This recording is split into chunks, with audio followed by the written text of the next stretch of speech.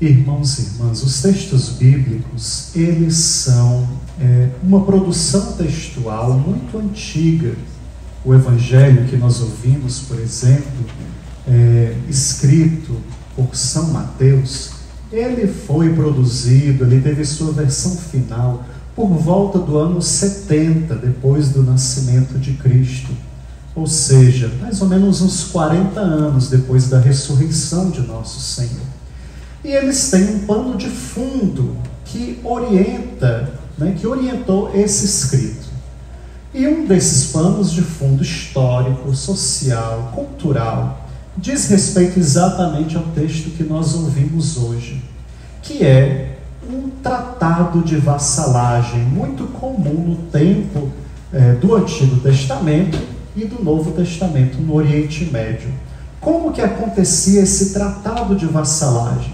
Existiam então dois reis, um mais poderoso, que oferecia proteção ao mais fraco.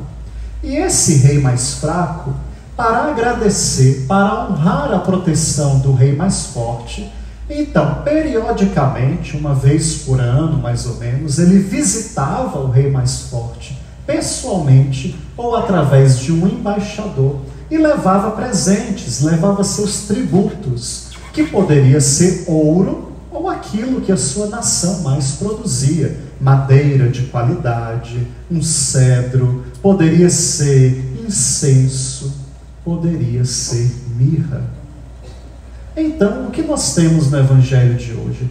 É narrada a visita desses magos do Oriente, propriamente cientistas, estudiosos da Pérsia, ou talvez até mesmo embaixadores da Pérsia, que vão visitar esse menino e levam presentes e vão para adorá-lo, vão para honrá-lo. O verbo grego propriamente usado aqui é o verbo se prostrar, que é exatamente essa homenagem, essa honra que era devida aos reis no tempo em que existiam esses tratados de vassalagem. Então nós temos aqui descrito no Evangelho uma dessas visitas, ou seja, a Pérsia envia os seus embaixadores diante deste menino que nasceu, reconhecendo nele um rei.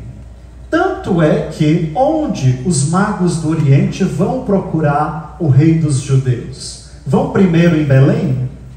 Não, vão primeiro na cidade real, que é Jerusalém. Vão procurar onde nasceu o rei dos judeus. E ali eles não encontram a criança que eles procuram. Vão guiados por um sinal que Deus concedeu a eles, que é essa estrela. Esses magos, esses estudiosos, muito provavelmente eles eram estudados no comportamento dos astros. E Deus se usa exatamente de uma linguagem que eles são capazes de compreender para manifestar a presença de Jesus e a manifestação de Jesus também a eles. Assim, irmãos e irmãs, Deus ele se comunica com a gente também com uma linguagem que a gente é capaz de compreender. Imaginemos esses homens que estudavam os astros perceberem em algum momento o surgimento de uma nova estrela que se move e são conduzidos pelo brilho dessa estrela.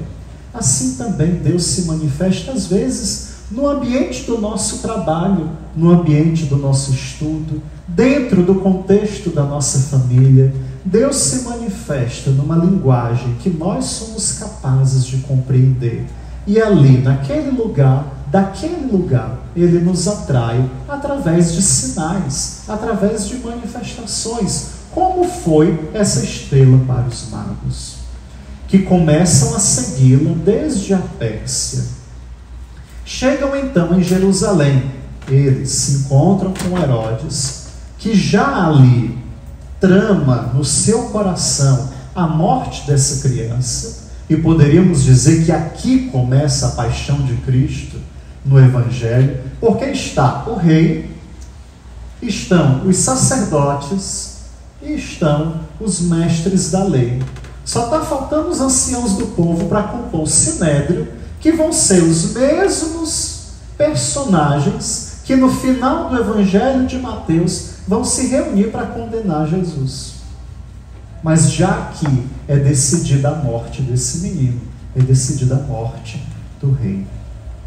O Evangelho nos fala que quando os magos do Oriente saem de Jerusalém, eles se deparam novamente com o brilho da estrela.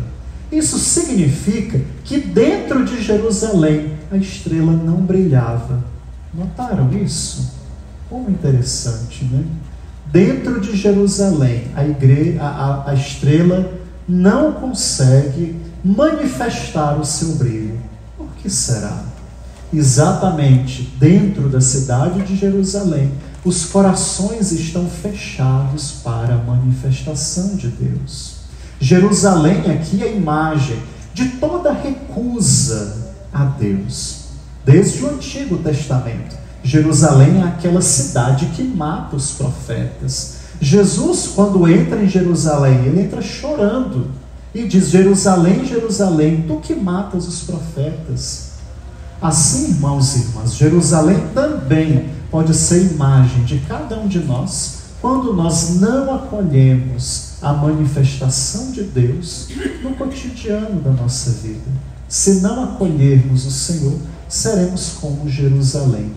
A primeira leitura diz que Jerusalém, na profecia, de Isaías, ela foi destinada para brilhar, não para escurecer. Por que brilhar? Porque Jerusalém é onde está o templo, Jerusalém é onde se celebra o culto divino, e exatamente dali deve brilhar para todos os povos a luz do Senhor.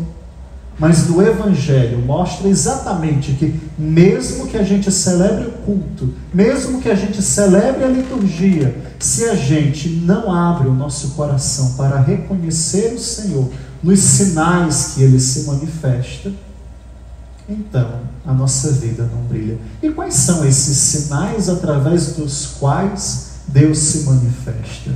Ele se manifesta através da liturgia também. Essa estrela que brilha, ela pode muito bem ser para nós a liturgia, porque a liturgia, ela nos conduz, ela nos orienta, ela aponta o caminho que nos conduz até o Cristo, seja através dos cantos. Quando a gente canta, isso é sinal da Assembleia que reza, A Assembleia que reza é sinal da presença do Cristo ressuscitado no nosso meio. A Assembleia que canta é sinal do Cristo ressuscitado. Quando se proclamam os textos sagrados na liturgia, é um sinal da presença do Cristo ressuscitado, que ensina, que edifica o seu povo. Quando celebramos a Eucaristia, no sinal do pão e do vinho, Cristo se faz presente no nosso meio e renova o seu mistério pascal e nos faz participar deles. Irmãos e irmãs, que tipo de rei então é essa criança? O Salmo nos indica isso de maneira a lapidar. Ele diz: este rei libertará o indigente que suplica e o pobre ao qual ninguém quer ajudar. Então é um rei diferente de todos os outros reis que nós conhecemos, porque é um rei que cuida dos pobres, que cuida dos famintos. Indigente não é só aquele pobre como nós somos pobres, e somos pobres e temos o que comer, temos o que dar de presente para alguém. Não, o indigente é um pobre que não tem nada, e que não tem nada e não tem ninguém por ele. É mais do que um pobre, é alguém que está numa situação de miséria, que não tem a quem recorrer. Esse é o indigente. E esse rei, essa criança que nasce, ela cuida de nós, ela cuida da nossa condição de indigente. Porque se a gente pensar bem, todos nós somos pobres. A gente não está pobre. A nossa condição humana, ela é pobre. A gente não escolhe o dia que a gente nasceu, a gente não escolhe o dia que a gente vai morrer, a gente não escolhe às vezes a nossa saúde, por mais que a gente se cuide, às vezes a gente adoece. A nossa condição existencial, ela é pobre. A gente depende de Deus em tudo. A gente depende da graça de Deus para tudo que a gente vai fazer, até para rezar. a gente depende da graça de Deus. Esses magos que vão visitar o menino, eles levam então 3 presentes, que são os tributos. E esses 3 presentes sempre foram interpretados pelos padres da igreja como sendo o ouro, um reconhecimento da realeza dessa criança, o incenso, o reconhecimento da divindade dessa criança, esse menino é Deus, e a mirra, um reconhecimento da humanidade do menino que vai morrer. Então, notem aqui novamente uma referência, uma alusão à morte do Senhor. Mas também nós podemos hoje nos apresentar diante de Deus para oferecer a Ele o nosso ouro, o nosso incenso e a nossa mirra. No ouro podemos oferecer tudo de melhor que nós temos. O que nós podemos oferecer para Deus de melhor que nós temos? O nosso tempo é um grande oferecimento que a gente dá a Deus, que a gente une a entrega de Jesus. O tempo de celebrar, o tempo de rezar, o tempo de viver a caridade. O incenso, oferecemos a nossa oração a Deus, pelos vivos, por aqueles que já partiram, dentre eles rezamos pelo Lucas hoje e tantos outros que trazemos em nosso coração. E a mirra, que é um sinal do nosso sofrimento de cada dia, né? O sofrimento, ele marca a vida humana e às vezes a gente não consegue sequer explicar o sentido do sofrimento na nossa vida. Então isso a gente oferece, a gente coloca no altar de Deus e une ao sofrimento de Cristo. Irmãos e irmãs, nós celebramos a Epifania do Senhor nesse primeiro domingo de 2025. Nós ouvimos no texto um relato de alguns magos que fazem uma grande viagem, porque da Pérsia para Jerusalém e Belém é um grande percurso, que vão ser guiados pela estrela.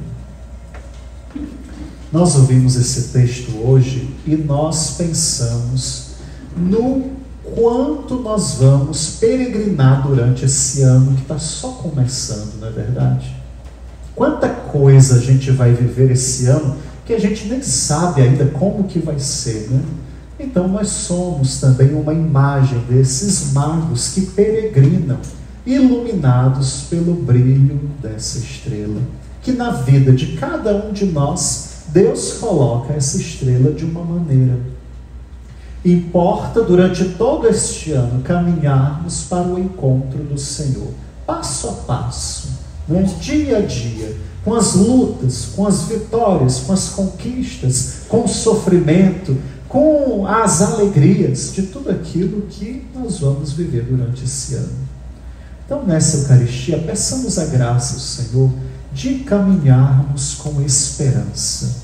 A esperança nos faz olhar para o destino onde a gente quer chegar e não desanimar na caminhada.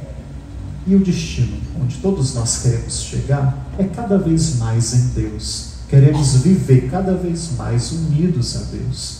Então, peçamos a Ele essa graça de não tirarmos os olhos da estrela que brilha na vida de cada um de nós, nos sinais que Ele coloca na vida de cada um de nós, para vivermos cada vez mais unidos a Ele.